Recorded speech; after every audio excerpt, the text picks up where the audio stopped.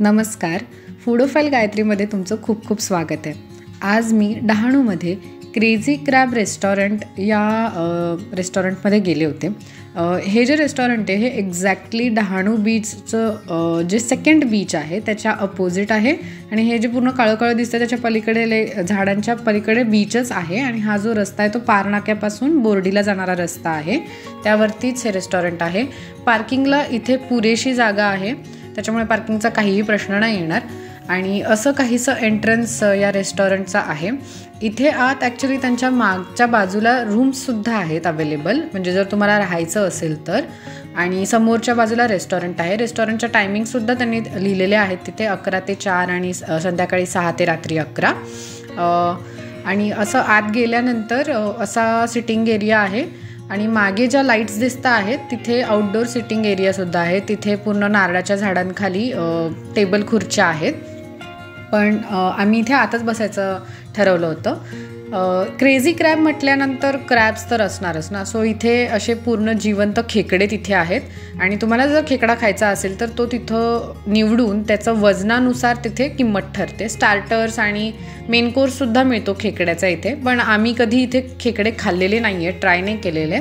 तुम्ही कधी इथे खेकडे खाल्ले असले तर मला कमेंट करून नक्की सांगा। आणि बाकी ओव्हरऑल ॲम्बियन्स चांगलं आहे इथलं। आम्ही वर्किंग डेला गेलो असल्यामुळे थोडीशी गर्दी कमी होती, पण विकेंड्सला तर खूपच गर्दी असते इथे। आम्ही मसाला पापड घेतला होता जो ॲव्हरेज होता। मसाला पापडवरती त्यांनी कांदा, टोमॅटो आणि शेव टाकून दिली होती। तिखट असं काही नव्हतं त्याच्यामध्ये, सो ॲव्हरेजच म्हणेन मी। बाकी त्याच्यानंतर आम्ही चिकन मंचाव सूप घेतलं होतं नॉनव्हेजमध्ये, त्याच्यात त्यांनी त्याच्यासोबत हे तळलेले नूडल्स पण दिले होते मंचाव सूपसोबत। आणि दुसरं आम्ही व्हेजमध्ये हे दुसरं सूप घेतलं होतं ते बर्मीज सूप होतं। बर्मीज सूपमध्ये जो बेस होता तो नारळाच्या दुधाचा होता, त्याच्यामुळे चव ही थोडीशी गोडसर होती पण एकदम रिच चव होती। मला तर खूपच आवडलं हे सूप, थोडंसं वेगळ्या चवीचं होतं। आणि बाकी सगळ्या भाज्या होत्या ह्याच्यामध्ये, जसं की ब्रोकोली होती, त्याच्यानंतर झुकिनी होती, बेझिल होतं। सो चव थोडीशी डिफरंट आपल्या नेहमीच्या सूपपेक्षा, पण मला तरी हे सूप खूपच आवडलं, खूपच छान होतं। तुम्ही कधी इथे आला तर नक्की हे ट्राय करू शकता।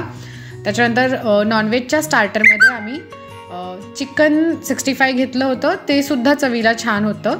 फक्त यांच्या रेस्टॉरंटचा मला एक ड्रॉबॅक हा वाटला की इथे ना थोडं सर्विंग टाईम मला जास्त वाटला, तेवढ्या फास्ट गोष्टी येत नव्हत्या, कारण आम्ही एकाच वेळेला त्यांना या सगळ्या गोष्टी सांगितल्या होत्या, पण प्रत्येक गोष्टीसाठी त्यांनी साधारण 10-15 मिनटं लावली।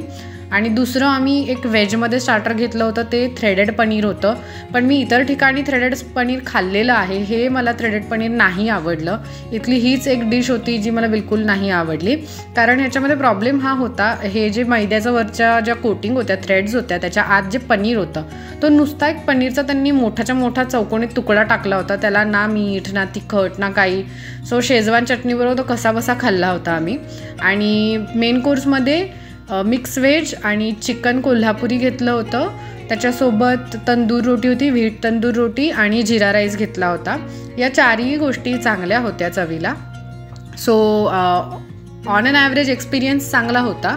बाकी तुम्हाला इथली कुठली डिश स्पेसिफिकली आवडत असेल तर मला कमेंट करून नक्की सांगा। आणि माझा हा जर व्हिडिओ तुम्हाला आवडला असेल तर लाईक करा, शेअर करा आणि सबस्क्राईब करायला विसरू नका।